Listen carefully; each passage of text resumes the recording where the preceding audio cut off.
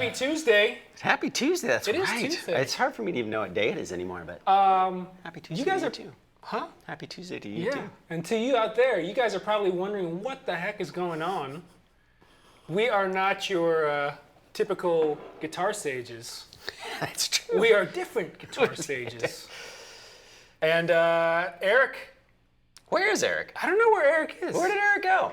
But he gave us the keys to his studio. The kingdom. We figured out how to hook up all his gear, and we're taking over today. So I'm here with my friend Brett Papa.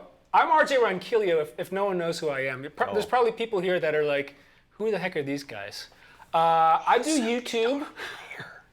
I play guitar on YouTube sometimes. And on stages. And on stages sometimes. Wait, can I brag on you for a second? Okay, this guy's gonna brag a little bit. So, live, you've done Ricky Martin. Yeah, I played with Ricky Martin. All the way to, what was the? Stone Sour. Stone Sour. Thompson Square. So you're all over the map.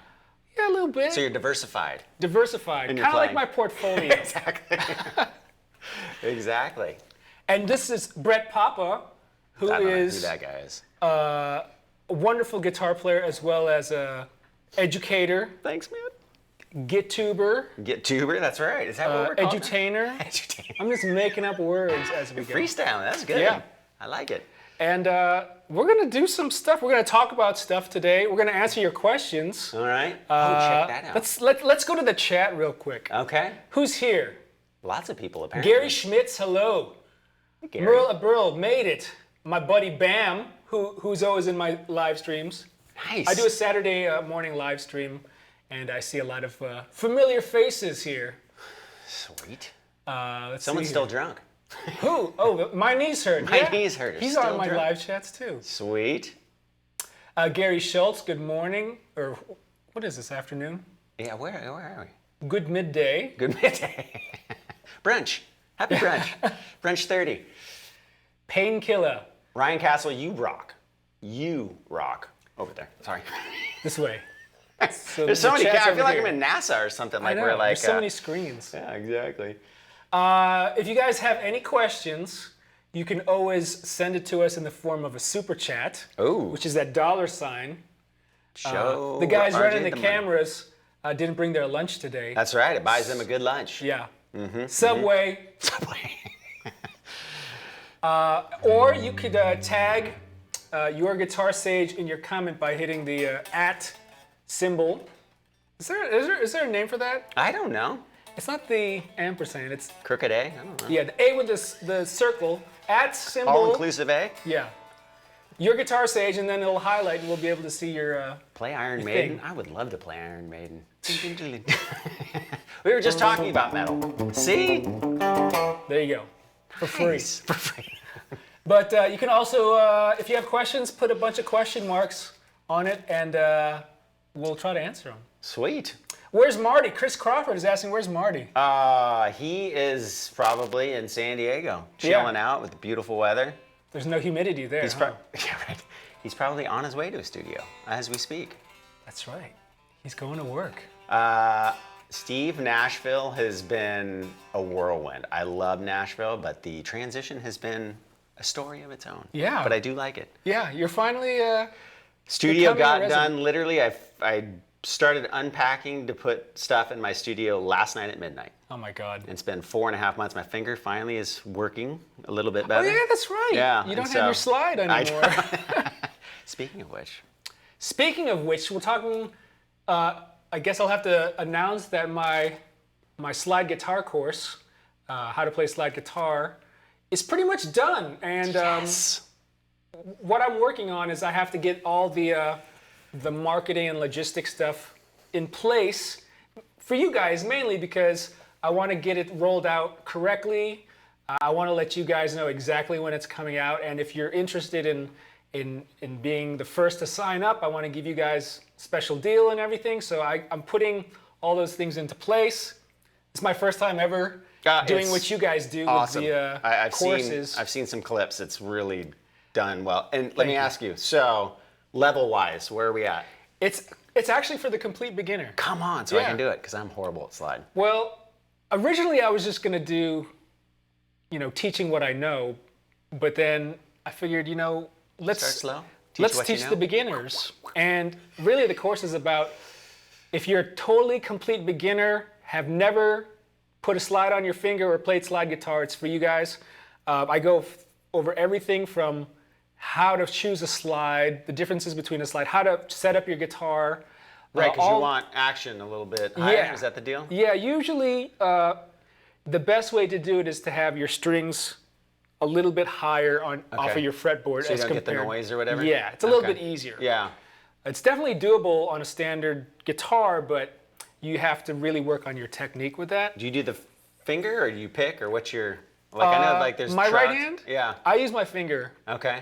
Fingers because it helps with muting. Oh, right. But I also teach how to kind of touch on using your pick. Yeah.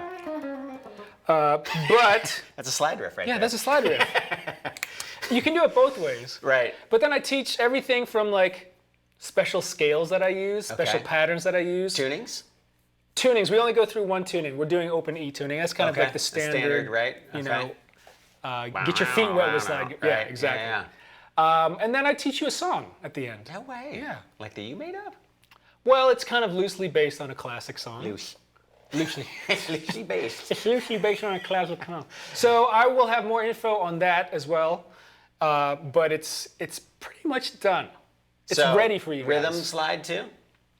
I Like cover how to hold down a rhythms, groove? I cover Okay. solos, I cover licks. There's some extra licks I put in there for you guys. Yeah. Like all the fun extra slide noise. Yeah, weird a stuff. little also hybrid like picking stuff or fretting on. stuff plus sliding. Hybrid sliding. Yeah, hybrid sliding. That's a good time right there. Yeah. Sweet. I'm in. What Sign about me you? up. What about you?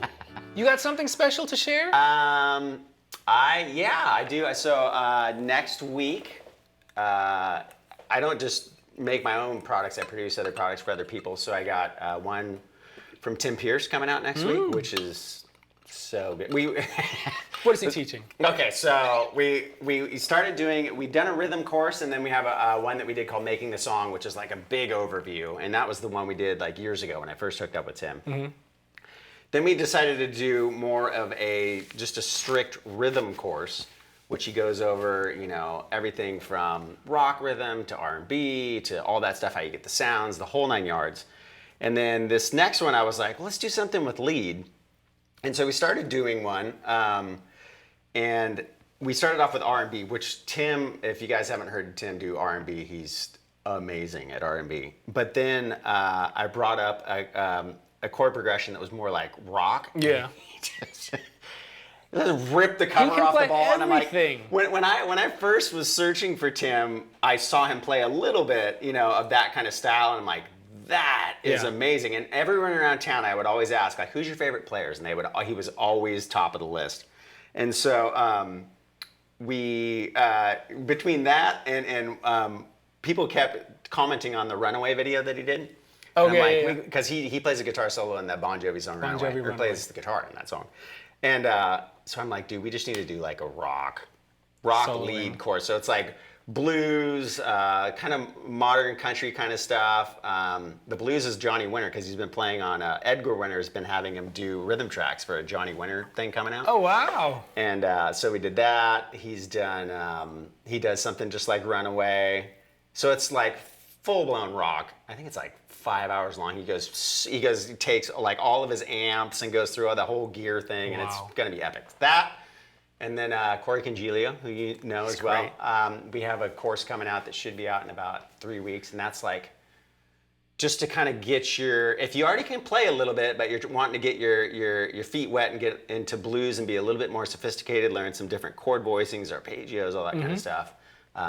That's coming out. He's a great player and a great teacher, too. He is awesome. And then I got 2 other guys in the works, but that's nice for now. And then eventually I'm coming out with a rhythm course.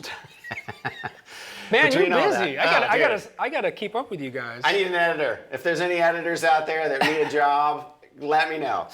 But yeah, I'm working through a terabyte of stuff, so it's just like Jesus. Well, I'm glad you're here in Nashville, and I'm stoked to be here, man. There's a lot of people here that are great musicians and great guitar players that want to collab with you. So fun, man. We're stoked, man. I mean, like, I think we're so fortunate that not only are we in a cool place, people are super cool, but like, you can go out any day of the week, any night, any time, and see world-class music. And it's just like, you can't not go out and not be inspired. And I saw you in Ross Campbell's video. Yeah. Oh, he's classic. So man. Our friend Ross from Scotland great guitar player. just posted a video about Nashville and kind of interviewed a bunch of guitar players. Yeah. You and Guthrie. Yeah. There's a video coming out with he and Guthrie playing guitar together at Guthrie's house. Yeah, that's why we were all over there. It was awesome. It's a great video. He's a great guitar player. He really is. Great person.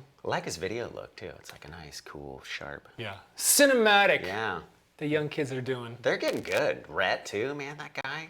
Just like, Rhett dude, show. I know there's a couple people that came from Rhett's channel or that know me from Rhett's channel. Yeah. So thank you, Rhett, and thank you guys for coming in. I'm looking at a bunch of questions here. Let's do it. Someone's asking, what is RJ's favorite punk song and why? Ooh. Are you a punk guy? Yeah. No, Ish? I used to play drums in a punk band in high school. Wait a minute. You play drums too? Dude. Only punk drums, though. Okay. Do it. My favorite punk song. Oh, gosh. You know, I want to say that the MC5 was one of the first punk bands. Okay. So, like, Kick Out the Jams. Yeah. Which is like a raucous. A raucous? Raucous punk thing. Is that like a ruckus and a rock song? Nice. It's just that's probably my favorite song. Okay. Okay, there's another one here. Gary Schmitz just bought a Les Paul and is wondering what kind of genre can one play with the different switch selections? Anything. Well, this is kind of Les Paul-ish. So, I mean, on the bridge pickup, which is this pickup, you know, if I have a little more distortion, I'll play rock, metal. Yeah. if it's clean, I can actually get kind of countryish twang tunes. Let's see.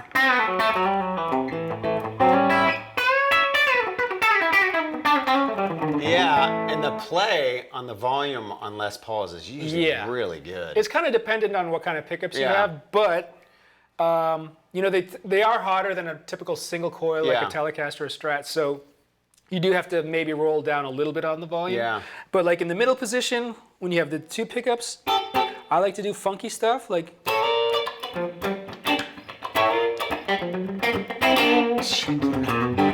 You know what? and arpeggi- middle position too, Jimmy Page. Oh yeah. Tons. A lot of tons people Zeppelin. tend to play Zeppelin on the back pickup. I mean, a little bit. Yeah. You can get that, Yeah. but like. So much of it is that middle. Yeah. And then mess with the two volume knobs in that middle position because you get like a bajillion tones in between. You're right. Because when you adjust the volume of each pickup, you know, depending on the wiring and the pickup as well, you can get different in-between tones. Yeah. Which is cool. There's the roll-off, is it the neck pickup tone for like the Eric Clapton thing? The woman tone? Yeah, the woman tone. I don't know. Yeah, my wiring is different. But okay, so on the neck pickup, you've got jazzy stuff. If you roll off the tone a little bit. And if you have a lot of distortion, you got, you know. Yeah, that's right. I mean, there's a ton of different styles that you can get away with on a Les Paul. I think, I mean, it's one of the most diverse setups as far as guitar. Yeah, for sure. I think. Yeah, they're great. But, and then don't forget that. Oh yeah. Of course, Well, see, I've got own. the kill switch on this one. So this is a. If you're wondering about this guitar, this is a Nags Kenai Doug Rappaport model. Killer and it's got some guitar cool player. features, including. Dude, love that. It's a Randy Rhoads. Kill switch. Kill switch. That's what it's called. All right. Not to be confused with the band. That's right. Engage. What else we got going on here? Let's see here. Someone wants to hear more metal. Okay, metal's good. I don't have distortion on my amp. That's all you. You've got the. I could switch. No, you could play the metal. I'm not a metal player. I wish. I used to be. Someone's asking where your stash is. You know, it went away. It just. You have a stash. It's just hidden. It's right. It's grown into It's right there. the bottom. Yeah, now it's starting to look great. Right there. These are my kids right here. I just shaved. Each one of them. It's all your fault. Exactly. So, playing with another guitar player. Yeah, we wanted to talk about a subject that I don't think we've really covered, and that's how to play with another guitar player. When I was starting out, probably you have the same story. Some of the ways that I learned was just getting with another friend that played guitar and just jamming, whatever that meant. Yep. You know, you don't have a drummer, you don't have a bass player, it's just two guitars. Right. So how do you jam? How do you have fun? Yeah. We can go deep into this. We can. And you know, let me just suggest this now, because when we started, this wasn't available to us. But the other night, even Eric and I came here, and I took my computer and I have Superior Drummer. Although there's Easy Drums, there's a bunch of different programs. And what that does is it provides drum loops to play to. So that's the first thing I would do if it's going to be two people, because it's going to give you rhythm that you guys can both start to lock into. Otherwise, you can have a train wreck of, I mean, I'm assuming that you have at least, everyone has some sort of concept of rhythm. Yeah. So, if not, tap your foot when you're playing. Yeah, I think where it gets, sometimes when there's two people playing together, that can help enforce your individual rhythm. So that can be a good thing. Yeah.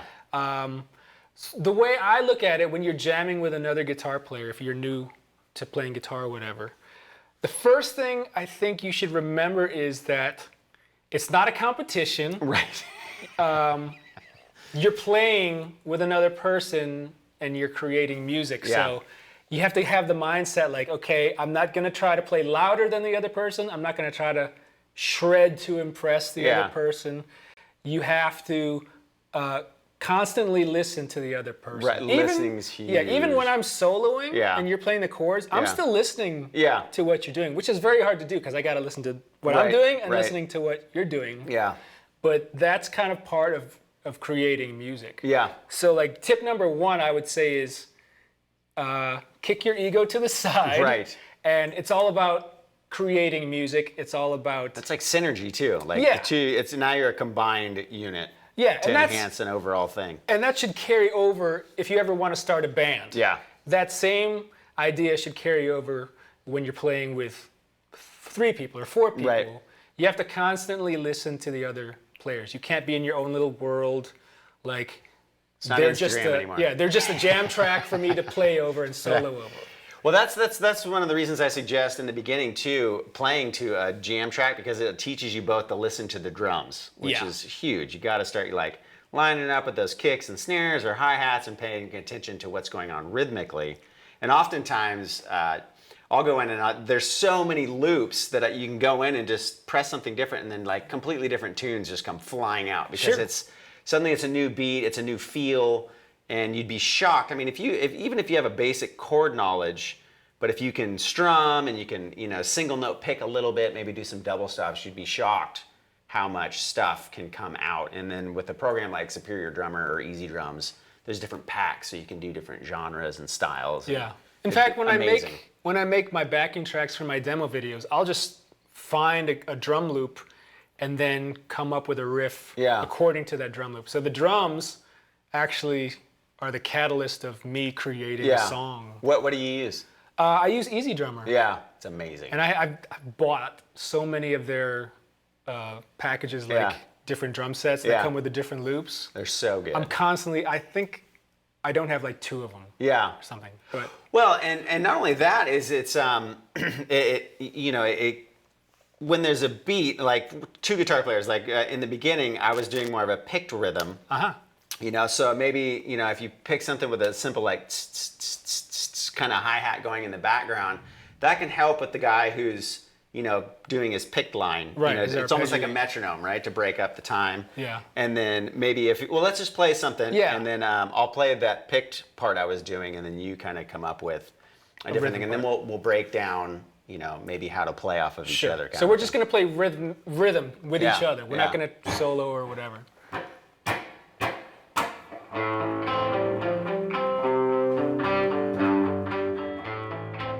So keep on doing that, right?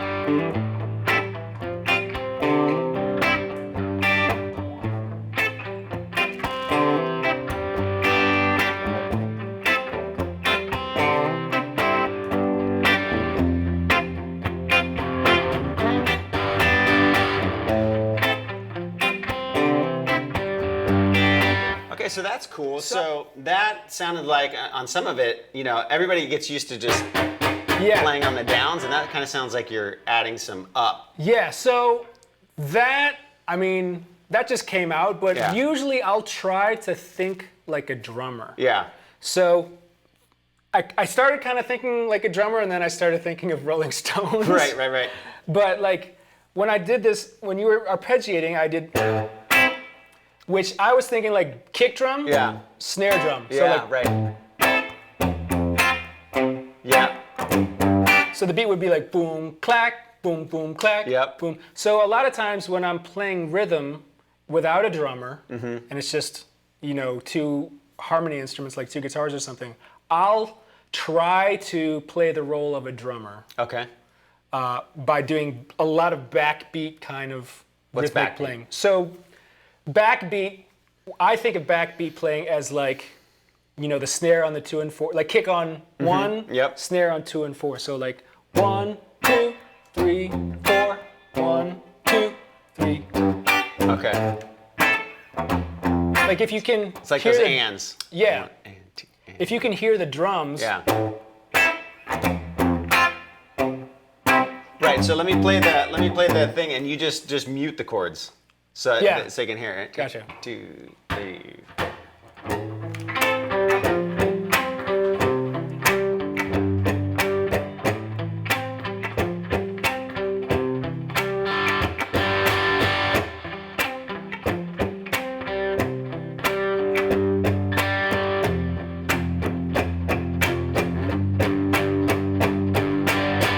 Yeah. Yeah. That's So killer. that's something that I do a lot just because I like to hear rhythm. Sure. And being a former drummer, Yeah. I'm just so used to having drums, so like I want to hear rhythm. Yeah. Because if you were just playing that, Uh-huh. if you played that arpeggiating stuff, Okay. I'm sorry. yeah, and I'll do.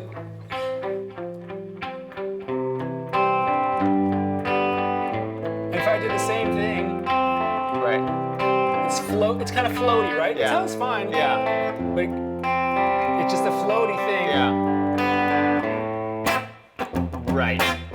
Yeah, totally gets It's that a rhythm in it. it's a different vibe, so it's really just kind of personal preference. Yeah. But you're creating different Rhythms. vibes. Yeah. You know, another thing I noticed that you're doing is you started playing different chord inversions too, and I think that's something that's great when it's two guitar players. Yeah. Is if one guy's down here, then do the inversion up here. So like maybe my A minor's here. You know, there's the one up here. There's Yeah. up here. Yeah. All those different chord That's shapes. another thing that is good is playing in different registers. Yeah. So like, it's cool to play the exact same thing Yeah. sometimes for that unison Yep. vibe. But like if you're way down Yeah. here and I play something here, then you Yeah. have like this huge chord. Yeah, And it sounds exactly. amazing. It's like Yep. a piano. So like, play that. The whole thing or just the A minor? And I'll just play arpeggiating in Okay. a different register. All right, 2, 3, 4.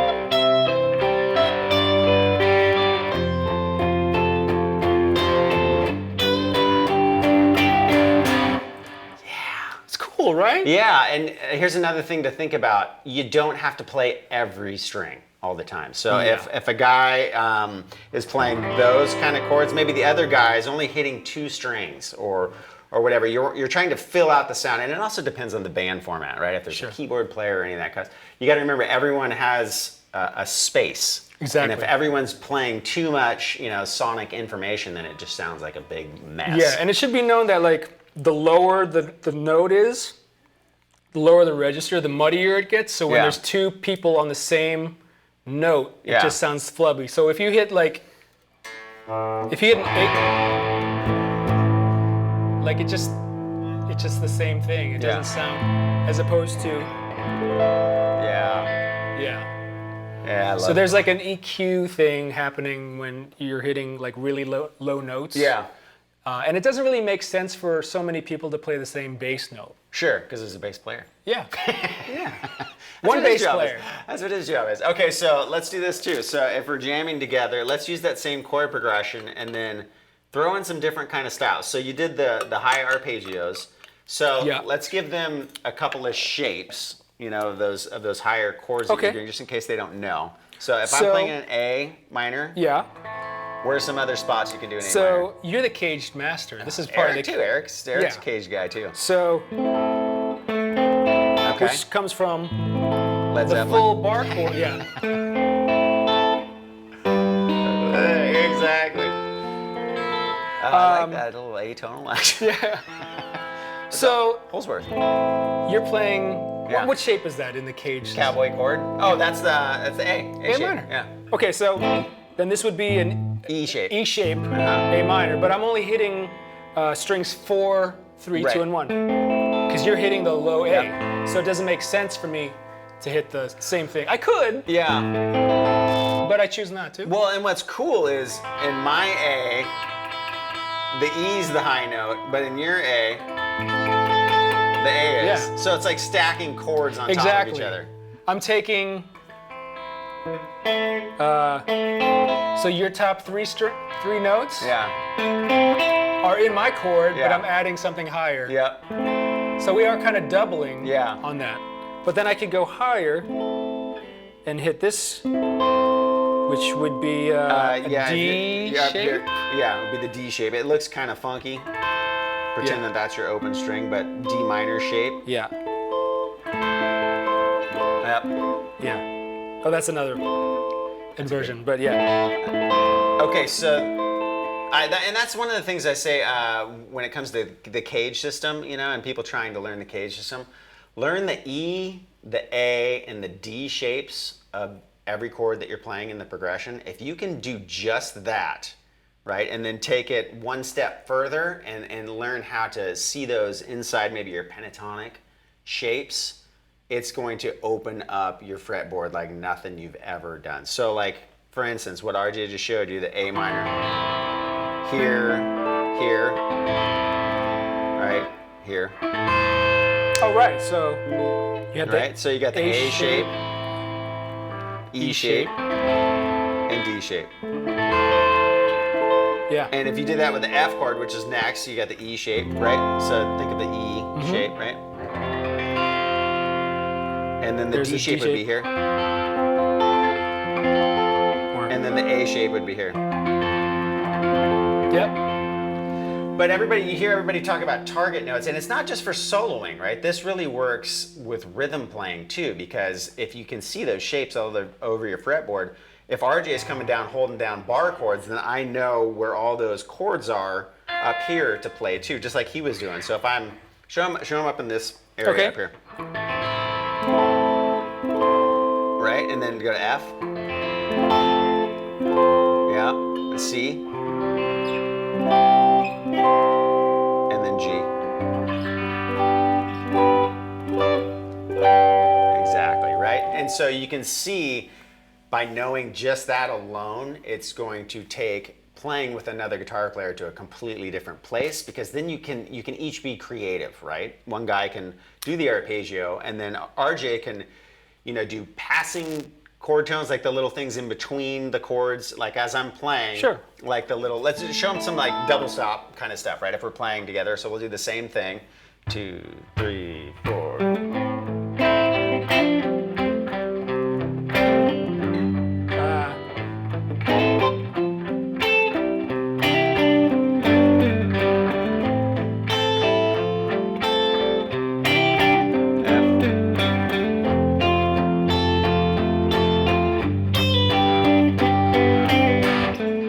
So right there, I mean, that's a huge difference than both of us just playing the same kind of thing. Yours is his is punchy. Again, we're not playing very many notes, right? You're playing double stop, so you're playing 2 notes, little chord fragments. Right. And I'm kind of holding down the whole chord, so. Right, so it's almost like if you're playing with a second guitar player, you want to have kind of different roles. Yeah. Like one guy could do the full chord. Yep. The other guy could be doing something up higher and maybe doing dyads or triads or simple chords. Or the whatever those things called. Sixths. But yeah, that's like as a touring musician, I've done a bunch of gigs where I had to play with a second guitar player, and a lot of the things that I would do were not necessarily in unison with the other guitar players playing. Yeah. Oh, we got a nice super chat from Mr. Mark Panzer. Thank you, Mark. I didn't hear this sound. Now, wait a minute. You got. There you go. You got the Eddie licks happening. Thank you, Marky Forrest. You don't have a question, but enjoying the show. Thought you'd get your lunch fun started. Well, thank you. I appreciate that, Mark. Lunch fun. Lunch fun. That's what is that? 6-inch. Yeah, that's right. 6-inch cold cut. Cold cut combo. That's for you, Chris. How to avoid a copyright? That's a great question. This is kind of a sidetrack from playing. Yes, we're dead. They're cut. Yeah, exactly. Play it up a half step or down a half step.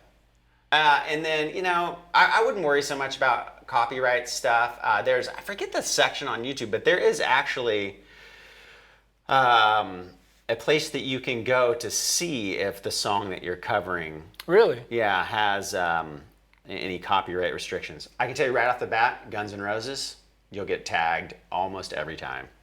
And there's a couple other bands. You can't do Hotel California. Well, here's the thing that I do. You do sound-alikes. Oh. And people get away with doing... In the style of. Yeah. So, you do probably like this. I mean, just kind of change like Change it a one little chord bit. or something. Yeah. I hope we're not going to get flagged just for that. That's wait. What was the guy? Oh, I'm blanking. I needed more coffee. There you go. In the '80s, the rapper. Vanilla Ice? Thank you. Yeah, his See? went da da da da da da da. Yeah. Da da da da da da da da. Yeah, that extra Right. note. Taco Bell time. Oh, they like your strap. Oh, thank you. I don't know what this is. So we were talking about, where were we? Okay, so we were talking about double stops, sixths. Yeah, so hitting different registers. Yeah. Like if you're low, I'm going to go high. That's kind of just what I naturally Okay. would gravitate towards. If you're playing something really busy or rhythmic, I might go the opposite way and play something So if simple. I'm like,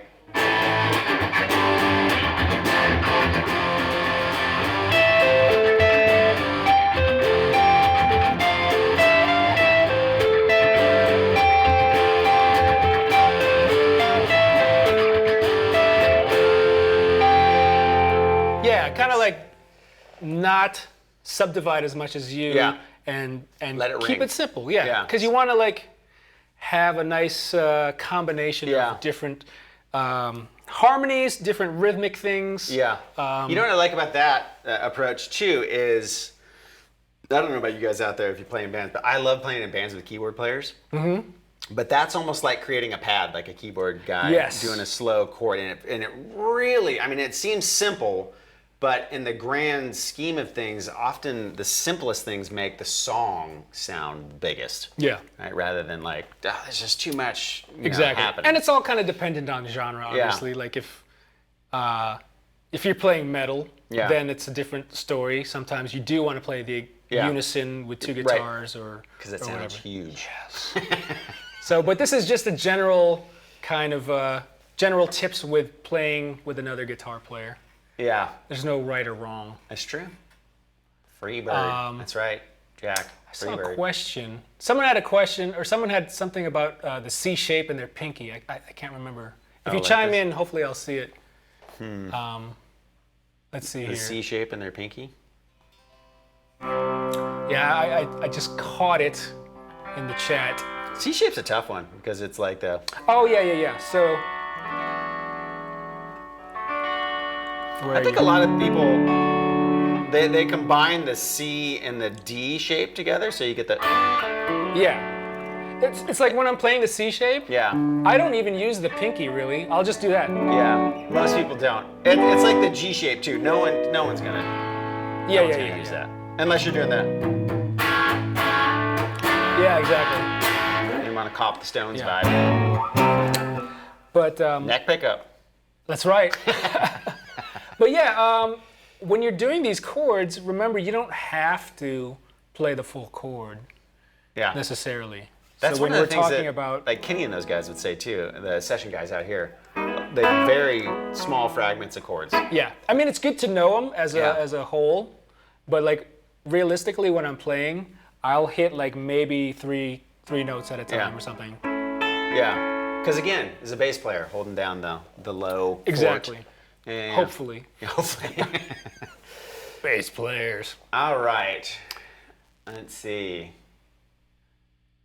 More metal. Are you students of Eric or did you learn elsewhere? You know, I learned elsewhere only because Eric wasn't around when I started learning guitar. We're all kind of right. new to this. You guys get the benefit of YouTube and all that stuff. I remember like scouring. You remember the old Guitar Player magazines that I had have like them. the floppy record in there? I bought like 2 years worth, 87, Oh, come And 80. on. I think 89 or 88. So you got spandex all over the place. Well, the cool thing is I bought them on eBay and they still have a lot of those sound pages intact. No way. So they haven't been ripped out or lost. Vinnie Moore covers. Oh, All yeah. the- What? Just George I remember, Lynch. well, there was one, some of them are two-sided. So Yeah. you had like Ibanez might have sponsored the second side and said, oh, totally. this is a Vinnie Moore cut or Yeah. something, or a Paul Racer Gilbert. X thing. Yeah. Yeah, dude, Racer X. Okay, so if you guys want to, you want to kind of see where the pinnacle of shred was in the '80s. Gotta check out Racer X. Racer It's X. Paul you know, Gilbert and Bruce Belay. Bruce Billier. Yeah, He Billier. follows me on Instagram. It's Does he amazing. really? Yeah. That guy is a freaking monster. Yeah. But unison. Like if you know who Paul Gilbert is, just imagine guys doing two of those leads at the same time. And the one's a little more bluesy. The Bruce guy's more bluesy. Yeah, that was the cool thing was because like they both shredded. Yeah. But, insane. Yeah, but they had different styles. Yeah. Like you could hear it and say, okay, that's Bruce's solo, that's Paul's solo. Yeah. Which I dug. Yeah. Because a lot of times, like if they play the same style, sometimes you can't figure out which one's who. Yeah. Yeah. And you got to remember, Paul Gilbert was like 19. Yeah. And back in the day, it wasn't. It was all it just said credits. You know, Bruce guitar. It didn't say first solo. Yeah. Right. Paul, second solo Bruce or whatever. I don't think you can it tell did. because he has more of a bluesy style to his playing. Yeah, and there's like certain licks that are define Paul's playing that he always plays all the time, and same with Bruce. You mean like? Yeah, exactly. That's a nice Paul Gilbert lick. That's a great. If you want to get like technique down, that is actually a great. Paul Gilbert's Intense Rock was a great. I've been watching it. It's saved to my phone, I think. It's good. And like I appreciate it. Yeah. It's terrifying. It's hilarious to watch the old 80s instructional videos because it was like the first time that people were doing it. So then you got these pro players that weren't really teachers. Well, Paul was a teacher at GIT, but George Lynch. getting in front of a camera and teaching. Some of them are so awkward. So awkward. Ingve. Oh, Ingve. Okay, and you can find them now. There's some good outtakes of the Ingve stuff, which is amazing. Got to see those. George Lynch's. Interesting course, and he breaks down some Dawkins stuff. So if you're a Dawkins fan, he breaks down some killer solos. But at the end, they show him in the studio. Have you seen that where he's doing the overdubs to the Lynch Mob album? Oh, really? And it's him just improvising in the studio, and it's mind-blowing. George Lynch did the REH videos. Yeah. I never owned any of those. Oh, they're so good. There's one called All I Want. Look up on YouTube, George Lynch, All I Want, and it's like his good guitar instructional, and it's so good. Because you really see, like, in the 80s, love them or hate them, everything came together with those guys playing. They had technique like crazy. George Lynch and those, but they had feel too, and so they could like really do killer vibrato. Their notes were like perfectly bent, and like you see him in the studio laying down those tracks for the album, and you realize there's no Pro Tools back then. They're cutting to tape, and that's like 1, 2, 3, go, and that's what came out. Where today, and I almost think it's a bit of a hindrance. People don't have to play. It saves time. Sure. But you don't have to be held to that level of like I can't make a mistake because the whole band's going to have to cut this thing with me again, Yeah, it's like you can't, like now you can replace one note. Yeah. You can punch in one note, or sometimes what I'll do, I'll be honest, I do that sometimes on my demos if I mess up. Yeah, but that's, you're doing it because you have a schedule of stuff you got to get out. But you can basically drag notes anywhere in the song and just like. How they feel. Yeah. But listen to an old Journey album and know that a majority of that was cut with the band live in a room, and it's like that's what they sounded like. And so I think as especially when it comes to playing, this is playing in a band, not just with other guitar players, but record yourself all together at one time and listen to that and see if you can get through your whole song and listen to it critically. Like listen, if you're guitar players, listen to like, am I playing off the other guitar player well? Where am I sitting with the drummer?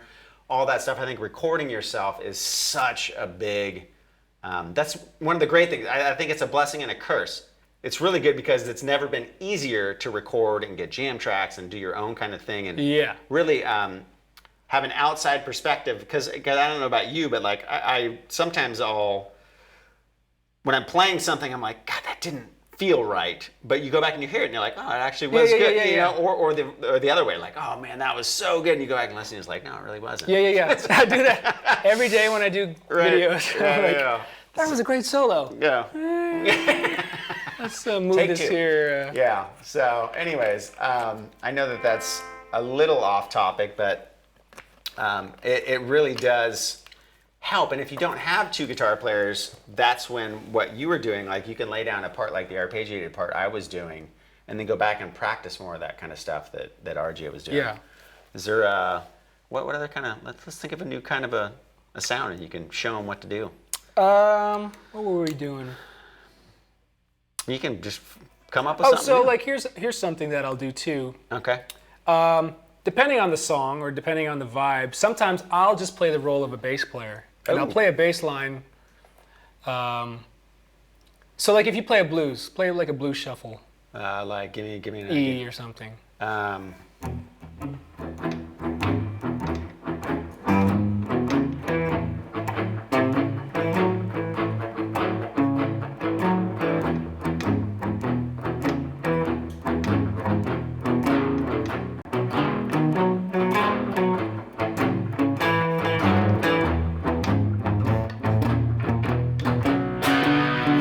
Right. So you take more of the melody role. Right. So I'll play just like a single note without playing chords because you're playing the chords. Yeah. And in a genre like blues, it's cool to have like a walking bass line. Yeah. And it's also kind of like if you get into jazz. Okay. Sometimes, like when I was in school and I had to do like jamming with another guitar player in a jazz format. Sometimes like one guy would play chords. Yeah. And the other guy would kind of walk a bass line. Okay. So it's like bass and guitar as opposed Yeah. to two guitars. Oh, So interesting. like, or you can do both. Yeah. So like, let's see, what keyword?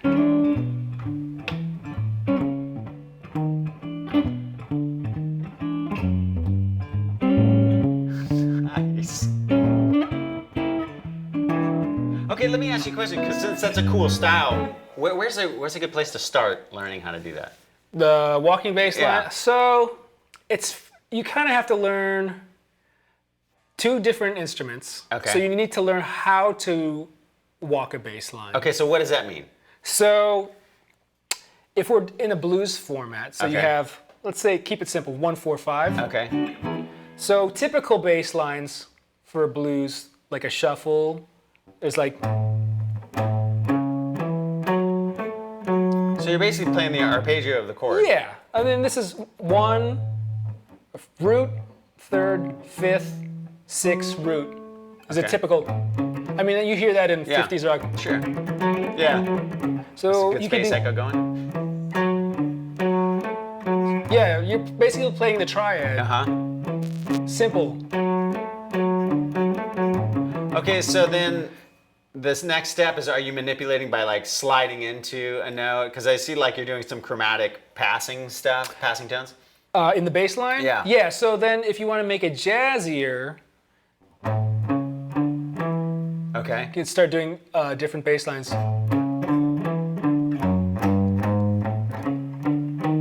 Now, why is that an option? Like where you went down? That?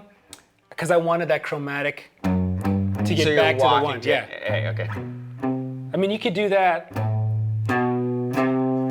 Into 4 chord. 4. Okay. 1 chord. Okay, so right, since this is like 4/4 kind of a feel or whatever. Yeah, like, yeah. You're basically playing a note for each on one. every quarter note. of Right. the So thing. if you're an A, it's Yeah. So you kind of have to. I'm not a bass player, Mm-hmm. but you kind of have to pre-think where your target notes are going to Yeah, be and kind of ahead do of the time. math. Like, Yeah. okay, I have 3 notes until I have to hit Yeah. this root note. So you have to. So can you be? So wait. And how would you start? So if you're going from the 1 chord to the 4 chord, Yep. and you have a bar to get to there. So 1, 2, 3, 4, 1. And then. And then. And now you have 2 bars to make Okay. up in A7 to get before you hit the So maybe thing. or. Well, you. Oh, nice, dude. Go do that one again. Yeah. So like, that's a typical lick.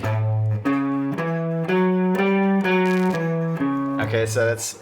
So that takes up 1, 2, 3, 4, 5, 6, 7, 8, 8 beats. Okay. Which is 1 bar, or well, 2 bars. And then you do the same thing. And then, yeah, because that's another 2 bar.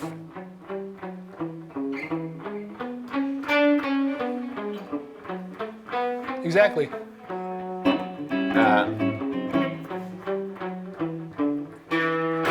You are. Yeah, yeah. But I mean, so once you kind of have an idea of how a Right. bass player thinks, Yeah. then putting the chords to it is the other thing. Right. So I like to do it finger style. It's just a very jazzy thing, but the first thing you would do is just hit the downbeat of each chord. Okay. So like if I have my bass line, I would hit a chord. Okay. Nice. Would all be right. the thing, and then you would kind of do that over the whole progression. Okay. And then to get it really jazzy, you would syncopate the chords. So you wouldn't hit it necessarily on the downbeat. So you could be like, Oh, right. kind of But like on the above, upbeats, yeah, on the yeah. upbeats. Oh, wow. So once you get that under your fingers, it gets a lot easier. So let's review. So go do the basic pattern first, like the 4-note walk up.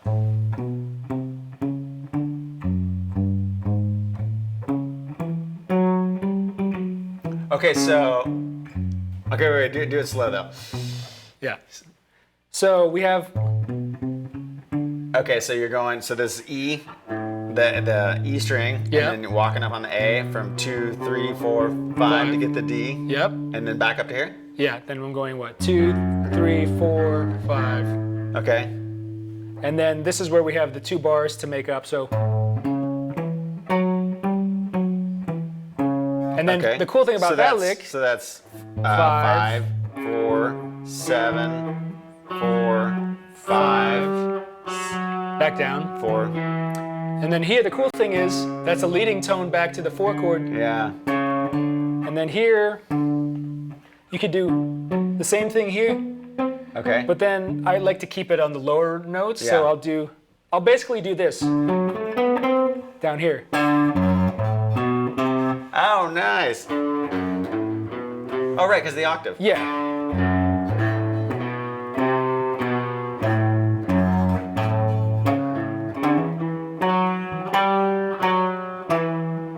And then here, I probably do open.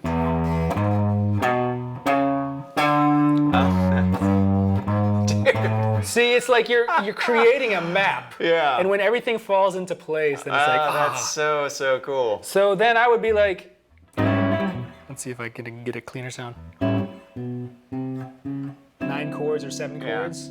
We're so doing a lesson on this. Oh, sorry.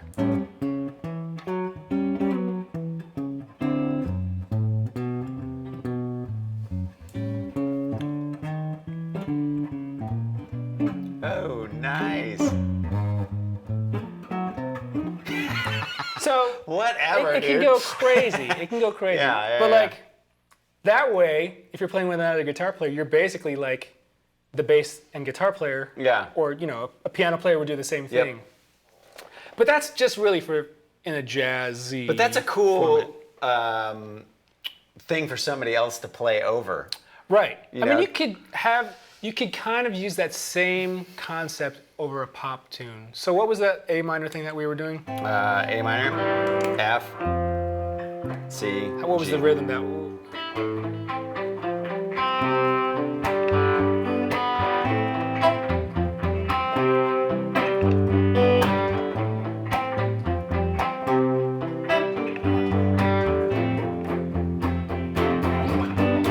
So I could do the same thing in a pop type of thing, like if you solo and I play. Diesel?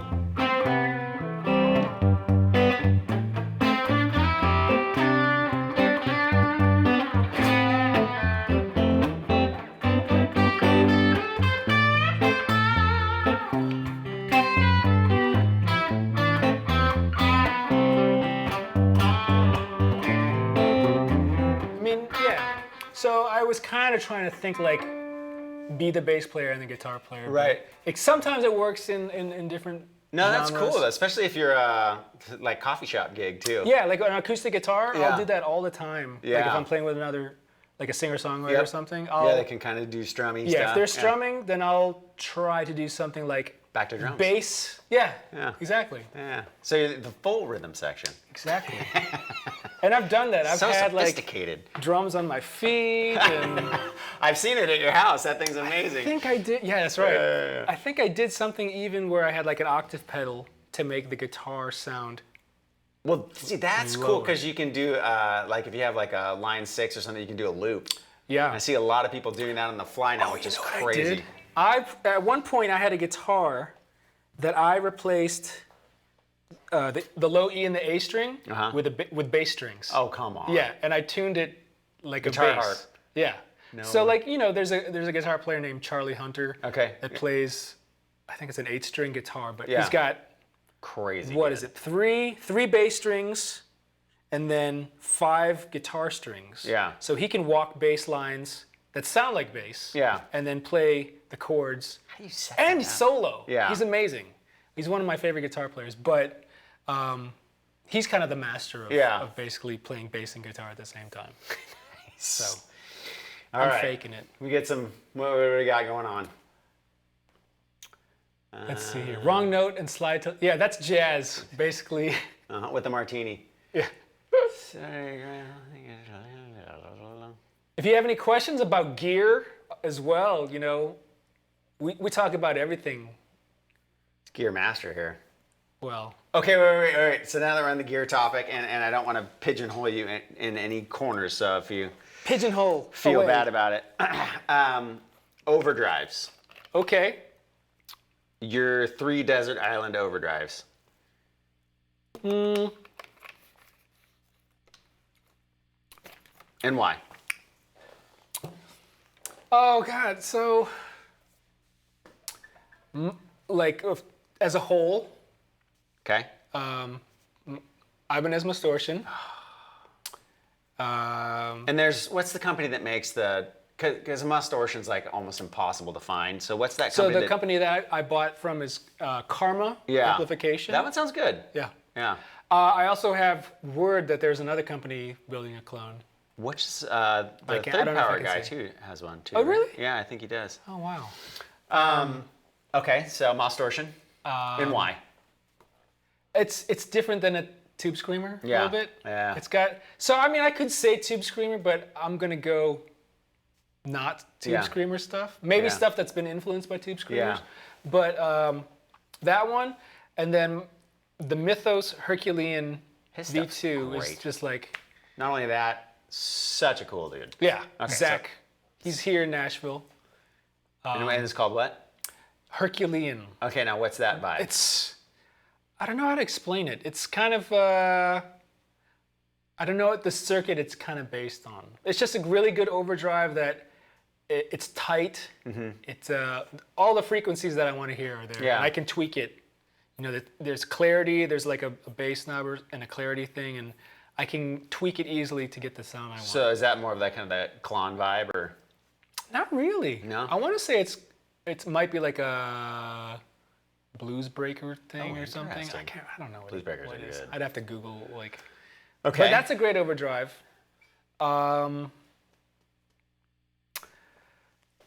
You Nobles fan at all? Yeah. Okay. Yeah. So I don't have a true Nobles. Okay. But I've got a circuit. I've got a pedal by Ion Effects. Okay. Who incidentally Ion, AION. Okay. So I believe my understanding is he kind of started out selling kits. Oh, okay. Build your own things. Yeah. Also he actually provides the chip for the Karma Cool. Distortion. Okay.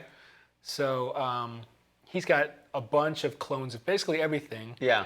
Some of them are direct clones. Some Yeah. of them are tweaked a little bit. Yeah. So and I'm doing a bunch of demos for nice. all of them. And he's got I forget the name of the pedal, but Yeah. it's a Nobles ODR one, Oh, and I cool. really like that one too. Just so you know, too, if you've never soldered anything like myself back in the day, building a pedal really is not that hard. Like, Really? I It's time consuming, probably. Yeah. Well, it's interesting. So I before I worked at Divided by 13, I'd never soldered a thing in my life. Like I came into him and he's like, dude, you don't even know how to. Wow. So anyone that Yeah. has a divided by 13 amp might have been soldered by this guy. Right. Might have been the first amp he Yeah. So it's funny because like I go to some studios and I'm like, oh yeah, I built that one. There's a question mark inside the chassis. We had to like identify who did what on the chassis, so mine all have a question mark because I didn't know if I did it right. But anyways, so after I learned how to do just basic soldering stuff, I started doing the pedals too. So I did a lot of pedals, but you can get, if it's already kind of laid out on a board for you, you could probably make a pedal in like an hour. Okay. Yeah, with no experience. I've seen a video of Zach Yeah. putting all the resistors and stuff Yeah. through the board. That takes more time, right? Yeah. Yeah, but it's fun. I mean, it's super, super, and you're not going to get killed trying to modify a pedal. Yeah.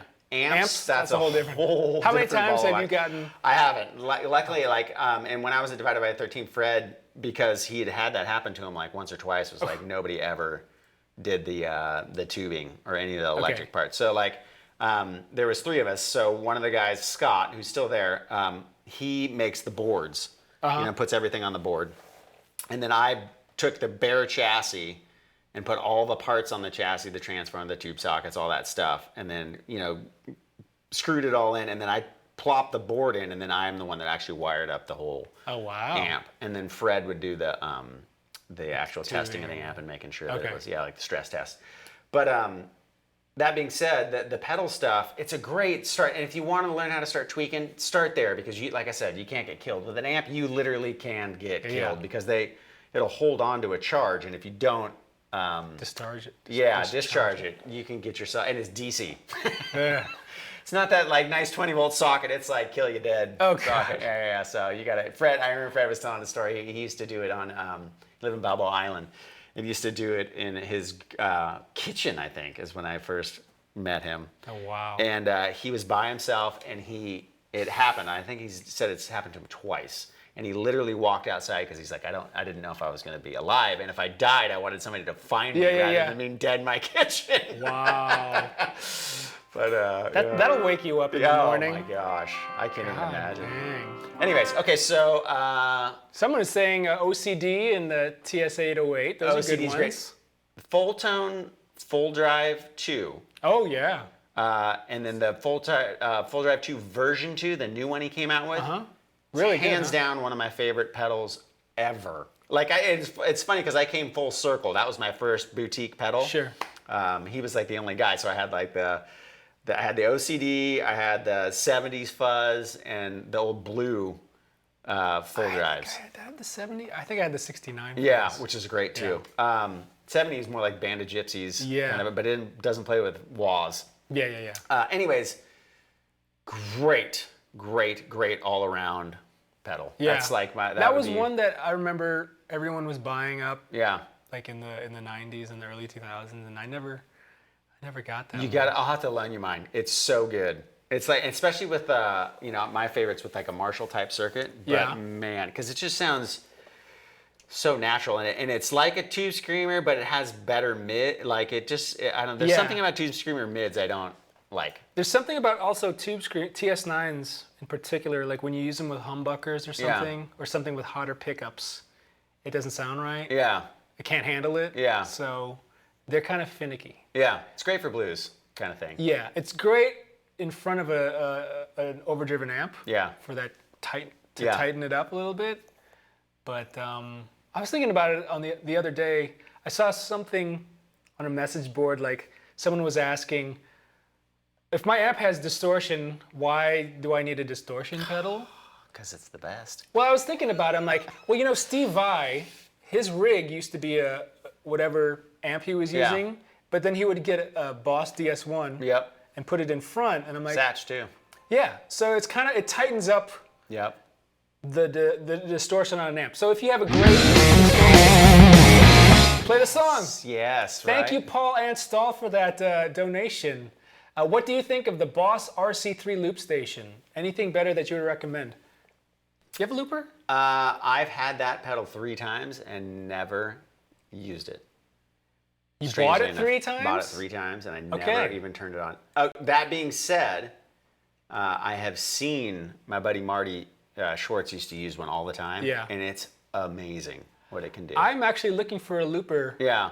Literally, like I thought I had a looper, a Ditto looper in my basement. I can't find it. Okay, so the Ditto's cool too. Did I give it to you? No, the Ditto was cool, but the Boss, and I'm sure more do this now, but the Boss allowed you to stack stuff on top.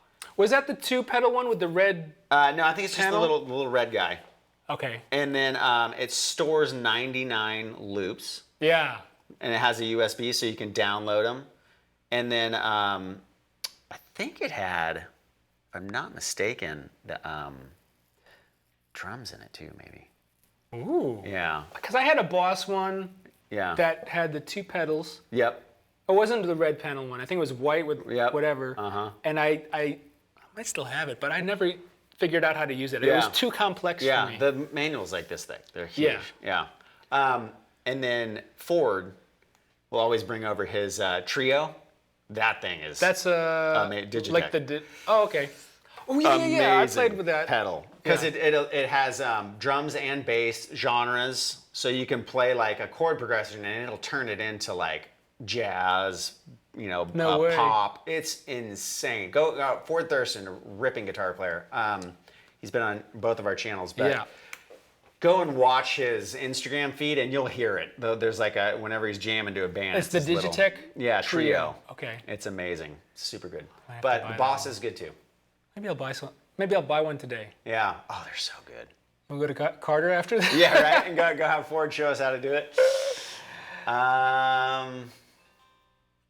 99 riff loops on the floor. Who could ask for more? Hall of Fame is nice. Oh, someone's asking about reverb. Oh, go ahead. So I'm kind of a reverb fanatic. Okay. Right now, for the price, I think the Ocean's 11 Electro Harmonics reverb is one of the best. Okay. For a budget. What is it coming at? Like $100 or? Well, I can't remember I think it's less than $200. Okay. But it's like small, you Yeah. know. But it has some great sounds in it. Okay. And features. But then you can get into the whole Strymon territory if you want, Yeah. or Eventide. Flint's my favorite. Freaking That's love a great- the Flint. that's a great Because you pedal. get a tremolo too. Yeah, and it's a good tremolo Yeah, too. it's really good. There's a company called Source Audio their that stuff's makes a awesome, great too. delay and a great reverb that I use. What's the delay called? Nemesis? Yeah. So is that your go-to delay pedal? Yeah. Yeah. And then before that, because I was touring, so I had to have like MIDI switching and like patches. So I would use an Eventide Time Factor, which was like kind of the big one. It's not the H9. Yeah. But that was a little bit too bulky, but I used that for so many years. Yeah. And then I got the Source Audio Ventris. It's like maybe half the size. Yeah. But same amount of features. Yeah. It sounds just as good. I think it sounds better. Yeah, Ryan Warner has one, and it's It's a sounds killer. really It's good. a killer pedal. Yeah, I think that's main my thing. next go-to. Yeah. Plus, it has, so you can trigger it MIDI, but it also has 5 presets that you can. It actually has 8. 8. Okay. So it says there's 4 lights. Yeah. But there's a feature that you can turn on via the app that makes it into 8. Oh, like a so bank. it'll go 1, 2, 3, 4, and then it'll repeat. Yeah. 5, 6, 7, 8. Yeah, and the delays sound really good. Yeah. Yeah. Okay. They know what they're doing. So electro harmonics. Go ahead. Yeah. Gary Schmitz has a question. Oh wait, Eric says we are giving a trio away. Oh, that's right. Hey, Eric, where are you? I love that picture and his handle. That's old school So Eric right there. Eric has chimed in from whatever planet he's on.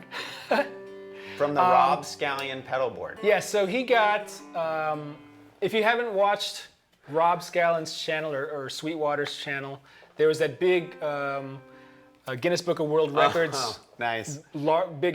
largest pedal board Yeah. thing, and a bunch of YouTube people got a section of that pedal board. Yeah. And I think some of them are doing giveaways of sometimes the whole pedal board or Yeah. some parts of the pedal board. So I think Eric is saying that they have a Digitech Trio on the one they got. Is Nice. that right? That's correct. That's correct. Can I win that pedal? exactly. Are we eligible? We have a winner. I won! You Gary, won it for 2. Gary Schmitz is asking you a question. Where we got? If you never used the pedal, what would be best to start with? What a good what question. kind of pedal? I wonder. Okay, so What was your first pedal that you ever bought or obtained? Or a Boss. I think Boss it what? was the DS1. DS1, Yeah. a distortion pedal. So Yeah. my first pedal was a distortion pedal as well, Yeah. which was a DOD Supra distortion. That was a good one too. It It was depends awful. on what you want to do. If you want an all-in-one and budget isn't too bad, the new Line 6 stuff is so good. Yeah. And that's like especially if you don't want to take up a bunch of real estate. Yeah, that's kind of a good idea because Yeah. if you've never checked out effects, Yeah. you don't know what a tremolo really sounds Yeah. like or anything. It's got It would be a good everything. idea to get a multi-effects Yeah. unit to get your feet wet. Yeah. They might not be like the one that everyone's talking about, Yeah. the super boutique overdrive. Yeah. But at least you'll have something to play with. Yep. And I'll say this too. Every session guy I have ever done a video with has either an M9 or some sort of Line 6 Yeah. unit. The new one I think is like the HX, I think is what it's called, or something like that. They're a little pricey, but it can be like a one-stop shop. And the new ones, the M9s, the overdrives weren't very good. But like now the overdrives are actually I'll tell you really what. pretty good. When Line 6 first came out with those modeler, Yeah. I had every single one. Yeah. I had my whole board Yeah. was I had the yellow distortion modeler. Green and blue, right? I had the blue Yeah. modulation modeler, Yeah. the green delay. I had the purple, which had the was purple? synths Oh, and the that's filters right. and like octave stuff. Yeah. What else? There was another one. There was like a black one or something, With reverb or something? something like that. But that was basically my whole pedal Yeah. board. I'm like, this Oh, is great. I have totally. every single effect that I would ever want. Well, some of the guys that I know, Lyle Workman being one of them, still uses that green one. It's like one of his favorite Yeah. delays ever. The effects, they're amazing. And so I think that new, or those things are $600. You could probably find them used on eBay for $350. Amazing. Yeah. Really, really worth it. Boutique pedal, if you're gonna go overdrive, I love Full Tone stuff. They're a good place to Yeah. start. Wampler has great stuff. That are just kind of like ballpark, not Yeah. super specific sound. Yeah, I can't remember the first time I bought an overdrive pedal. It was probably a TS9 Yeah. at Guitar Center. But I remember I was in college, I was studying jazz in college, and my classmates would buy the TS9, but they were going through like a polytone solid state amp. Yeah. And like just cranking the gain on the TS9, trying to Yeah. get, look, everyone's using Yeah. a tube screamer. I'm like, that doesn't sound right. It doesn't. It wasn't later until I discovered that the beauty of a TS9 is when you hit a tube amp with it. Like a Yeah. sort of crank tube amp. Yeah. And then you hit it with Yep. the tube screamer. Yep. Then you get this really awesome bluesy kind of lead tone, which Yeah. is, what Stevie did, Steve Ray Vaughan did kind of with like Yeah. his 808 or whatever. Yep. Well, even the ones we were talking about, the DS1 and the OD, Oh yeah. the yellow one. Yeah. Those are like, you can get those for like $30. Oh, God. And they sound, I did it the other day because I gave one away on my channel once, and I went and I plugged into a Blues Junior, and I plugged them in, and I'm like, these things are freaking great. And Yeah. the Soul Food, right, that's supposed to be electro harmonics, that's like a clon. Yeah. Sounds great, and they're cheap. That's a good one. Good places to start. Our boss is asking what gear are we running through today? A Boss, something with Katana. there you go. We're Bless using you. Eric's amps here. Uh-huh. I've got a Fender Blues Junior. Yeah, great. You've got a amp. Boss Katana. Great. That, like, and if you're gonna dive into a tube amp, and don't Yeah. want anything overpowering, the Blues Juniors are great. Yeah. That's one thing I wish I had discovered earlier Yeah. in my career was just a plain tube amp. Yeah. I think my first tube amp was a Mesa Boogie Mark IV, which had so many knobs and EQ sliders and switches. I didn't know Yeah. what anything did, so I didn't really understand. I knew it had tubes. I knew it was Right. heavy. Yeah. I knew it got hotter than my Lots of PV Ninja solid switches. state. Yeah. But then, like when I was in college, I got just a deluxe reverb Yeah. reissue. I'm like, oh, this is great. Those are great pedal platforms too. Yes. Also the PV Classic series. I don't know Yeah. if you can pick those up, like the Classic 30 and stuff Yeah. like that. they sound amazing. And That's kind of like Yeah. this similar type of vibe. Yeah, or the Crate Vintage 20, I love that one too. Great. That was a good one. my It's God. like a little, it kind of looks like that one. It's cream. It had like a brown, Tolex cloth or whatever, Right. and they sounded good too. That was more Voxy. That was EL84. So the Blues Juniors and stuff like that, 6v6 kind of vibe. It's kind of warm and round. And then if you're more into like aggressive, fast tones, get a little amp like that, maybe with EL84s. Those are normally associated with Voxes, maybe an orange, stuff like that. But the attack is really quick. And maybe more of that kind of sparkle, you would say. In the Chime? tone. Yeah, chime. And then the Fenders are going to be a warm, round kind of pedal platform. And every time I go to a session out here and I'm hearing something, I'm like, man, that's a sick amp. What is that? And it's always some dude with a deluxe in the closet with like a ODR1 or something. It sounds like a freaking Crank Marshall stack. Yeah. You can't beat like a good deluxe reverb just to have. Yeah. There's a couple amps. Well, I know some of my newer amps are based on old Fender circuits. So Yeah. I don't have, well, that's not true. I've got like a Super Reverb and a Bassman. Love Super Reverb. Yeah, I got a couple Fender amps. Those are good. Yeah, and there's a couple of Painkiller. There's a couple of mods people are doing. I know people will change the speaker out, and then there's one other little tweak you can do to the Blues Junior. I remember people were changing the transformers. Kind of a chip, yeah. But it was like $120 worth of parts in it, and they really sound great. I gotta find You'll get Fred to do a little thing on how to do it. Yeah, that would be a good video. Katana, what do you think of the Katana? Is this your first time playing the Katana? It is, and I freaking love it. Let's hear it. You're on the game.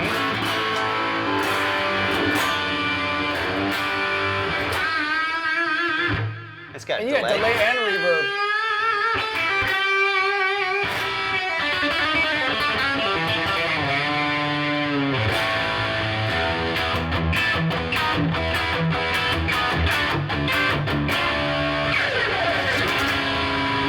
I mean, come on. Yeah, that's right. I don't have distortion. It sounds amazing. I love it. This thing is awesome. Eric also has one of those a Black Star. I'm not sure what the model is, but man, for cheap, that thing just rips. Yeah. Like every time Marty has one too, and every time I go over there, I'm like, yes.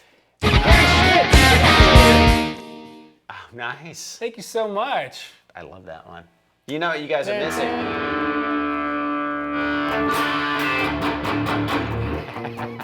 Where's that one? That's $100. That's a great sounding Strat. I love this thing. Okay, so Strat, humbuckers. The great Tim Pierce. We were doing a course together. Listened to my Strat, and I was always a hot pickup guy. One of my favorite pickups of all time was the DiMarzio Tone Zone. Loved it. Okay, so the story of the DiMarzio Tone Zone is when they were doing the Van Halen Ernie Ball guitars, he designed all the pickups, and it came down to 2 pickups. And Eddie couldn't decide, and Steve Lukather was the one that picked the other one. But if you like that kind of Van Halen-y style, it's a great pickup. It's really Tone Zone. Yeah, Tone Zone. Ah. Super killer. You can get them for like $70. But Tim was telling me that it's a little compressed. So he's like, start using lower output pickups. And I got, this is a Lawler Imperial low wind, and I think it's like 7.8K or something. Low wind humbuckers are awesome. I've never been happy. Lawler, period, they're my favorite pickups, hands down, but like, it just like, it almost makes like the guitar breathes more. There's more air to the notes too. It's true. I had a PRS single cut that I enjoyed playing, but the pickups that I put in it weren't the greatest. They were high output, right? And then I went to Carter Vintage here and bought a set of Ox 4 low wind pickups. And it basically transformed that guitar into like, basically my number one until I got this. Wow. But those pickups, there's something about like low wind. I can't remember what magnets they are. They might be like Alnico 4 magnets. Yeah, and everyone talks about the old Holy Grail Gibsons. It's all low output pickups. You know? That's the sound. Because when you get too much of a high output, they're great for driving an amp. but there's no articulation. And like a low whine can kind of put a Les Paul into like a Telecaster territory which is as so far as good. chiming. But you can still get that grunt a little Back bit. to the pedal. Yeah. Just a little step on that thing and let it rip. Somebody was mentioning Supros too. Those are really cool. The new Supro stuff is really, I haven't played them. They're great. When's the Black I Magic? met them. I met them at NAMM. I didn't get a chance to play them. They sound really, really good. They're a little more pricey, but they're awesome. What else we got going on? Talking about ghost pepper. Someone's talking about hot sauce. Oh. I'm not a hot sauce guy. You're not. I love spicy, but it gets to a point where it's too much. Oh, you're dropping.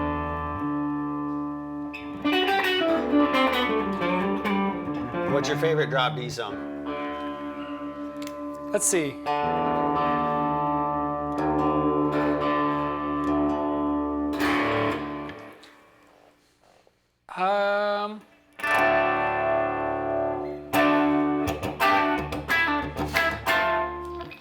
How's this go? It's my favorite too. All right.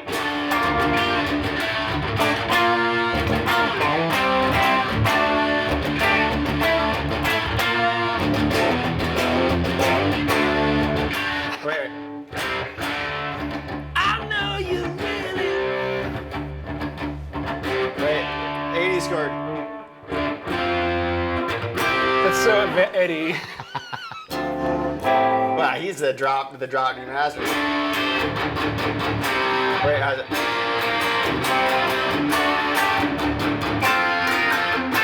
Exact same chords, right? Yeah. Everyone barred, Eddie. Have you seen the video that they just released of the 78 Van Halen concert? Did I post it all over the place yesterday? Did you? Whether he starts with "I'm the One." Yeah. So good. It sounded great. Everybody, whether you like Van Halen or not, there's things that you have to put in perspective. Completely changed the face of guitar. Oh yeah, you have to put yourself in the late time zone, 70s. yep. What was happening with rock music? 20 years old? 70s. So yeah. 20 years old. I'd only been playing guitar for I think 6 years. Was the story. Started as a drummer. Yeah. Well, And actually, then- didn't he play violin? No, piano. A piano. Because their dad, and he joked, and the stories I read is like that movie. What was the movie with the kid was the piano player, and the dad was like the overbearing. Oh. Anyways. Billy. No. Anyways, he made it he alluded to that a little bit. But I guess he was winning all sorts of awards being a piano player, and didn't know how to read music, and had fooled his teacher until like the very, very end. Really? By learning it all by ear. Wow. Yeah, and so, anyways, that's just what I've read. But, man, the licks, the vibrato, also creativity, because it basically plays a lot of pentatonic stuff, but a lot of his stuff is completely unorthodox. Yeah, not a lot to of a it's scale, just it's just a pattern. Yeah. Like what was the one? Yep. Yeah. It's just like the same pattern Straight on every down. string. It's not Yeah. really a scale. Landing on the right note. Yeah. Yeah. So the open string stuff too is so good. So yeah, what is that? 78 somewhere in the Bay Area. Pasadena. Was it really? Uh-huh. I watched it this morning. Yeah, they grew up like, in that video. Yeah, the yeah. video. It's like someone took the video and then found audio and then they put it together. Because there was the Fresno one, and that was good, but it was like sounded like underwater. That's the best early Van Halen one I think I've ever seen. It's ridiculous. Man. It's making its way. Amazing. There's a guy on YouTube, and it's a old Van Halen channel, and it's just all cool. Van all Halen footage. stuff. Yeah, and it's just the best stuff ever. The Don Kirshner's Rock one too is super good because it's like what is it? Hear About It Later, Unchained, and one other song, but he's just on fire. Yeah, like even watching the video, it's amazing how much energy was in that show. Yeah. Even Eddie, like he was just moving like I've never seen him move Yeah. from 84 on. Well, and that's just it too. You got to remember, like, not only is the guitar playing incredible, but he's running around like a Yeah. freaking maniac and not missing. Whatever. I don't know how he does. Eric is asking something. I need a hat for YouTube guitar toot vids. He needs a hat. Oh. See, I'm not wearing a hat. That's right. So you can have my hat. Okay, hey RJ and Brett, what's the difference between plate, church, and studio reverb? I have them all on my palette. It's just like those are all symbolizing different rooms. So a plate is what they, like in the old school studios, it was like a big metal plate in a room, and they would run the sound through it, and it got this really like lush, cool. It would kind of vibrate the plate in a way. Yeah. So sonically, a church. So you have plate, church, and studio reverb. Studio reverb sounds like it would be more like a digital like model a of a lexicon. reverb. Yeah. Which sounds great. Super clean. Church is going to sound really big and massive and kind of like a hall, but maybe a little bit like an alternative harder. song. Yeah. And plate is kind of just like, I mean, how would you use them with a guitar? Sparingly. Yeah. I wouldn't crank up the studio any of the reverbs super hot. Yeah, and remember your guitar is going to keep going back in the mix. The more reverb you, unless you have a really good sound man. Yeah. They're fun to play around with. Yeah. It's tricky with the mix. The mix and the decay, because the notes can start making a weird, like they start running into each other, and sometimes it's not a good thing at all. It's just a mess. Let's see. People are saying, Eric, get one of those hats to hold beers. Oh, I used to have those great. when I was a kid, but I wouldn't put beer in it, obviously. I'd put Slurpee? cherry Coke, probably. Okay. Top hat. Duh. So I'm starting to, I'm trying to rebrand myself. Are you? Yeah. What is? By not wearing a hat. Yeah, you'd probably be one of the only guys, you and Eric. Well, yeah, because it's like you, Guthrie, Yeah. who else? Ford. Everybody seems like they got a hat, right? I just, you know what? And the story with my hat too is it's not a hair thing because I have full head of hair. Great head of but hair. I used to cater hair salons all the time. And I did my hair with I had some stylist doing some new cut like every 3 months. Different colors, different this, gel that. And I got so sick of putting stuff in my hair. I'm like, just give me a freaking hat and I'm done. It's a lot easier just to throw on a hat in the morning than to do this helmet. My wife's like, I'll she's like, you better not be wearing your hat out on a date. I'm like, oh, come on. I'm the same way. Just but I've been like that since I was a kid. Yeah. Like I always wear baseball hats. Yeah.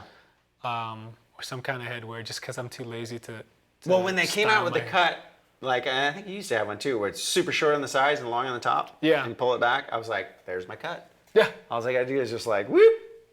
Yeah, that was easy. Yeah. So how much time have we got, guys? 2 minutes. We're streaming for another 2 minutes. I hope you guys enjoyed our takeover. Yes. And Eric is probably watching us and wishing he didn't give us his channel. Yes. We're taking over. I think I'm actually going to be on the channel, on the stream next week. Nice. Am I, guys? Yeah. So I'll be with Eric here, same place, same day, same time, talking about probably slide stuff. Nice. Can't wait for that. Yeah, it'll be fun. Today, Yeah. as a treat for the peeps, if you go to my website, thebrettpopper.com, they got it, and put in Sage 40, you'll get a massive little something. Discount? Little something. Little something. Sage Heading your way. 40. Shh, don't tell anybody. It's just for you guys. It is. Nobody else knows. So go to Brett's website and use that. Is the coupon code? Yeah, Sage 40. Sage 40. And then, what else we got here, guys? Some last minute questions here. Ideas on old blues songs that once you learned them taught you a great deal of stuff. Hendrix, Red House. Yeah. like If you learn that solo note for note, you're done. that's almost like every cool blues lick that you need Texas to know. Flood too. Yeah. Those two. If you learned, Red House, Texas Flood. Jimi Hendrix has an album called the Blues Album. Yeah. To me, hands down, Hendrix is he's by far my favorite blues guitar. Should we play some blues to take us out? Oh, what do you? Well, wanna Robert play? Baker's just chiming in, but you're late. Oh, dude. Baker's, yes. Baker's late. Baker is awesome. Talk about a monster git player. I know. Guy's a beast. If you haven't checked out his stuff, check him out. He's a monster. What do you want to play? Is it in B? Wait, no. What's Red House in? B flat, I thought. Or we can Or what are we doing, Red House? we can do We're going to just play, and then I guess you want to do stream us out. You want to do like All Along the Watchtower kind of vibe out? You want to pick it up a little so you can... Yeah? Okay. You play. You're the freaking blues cat.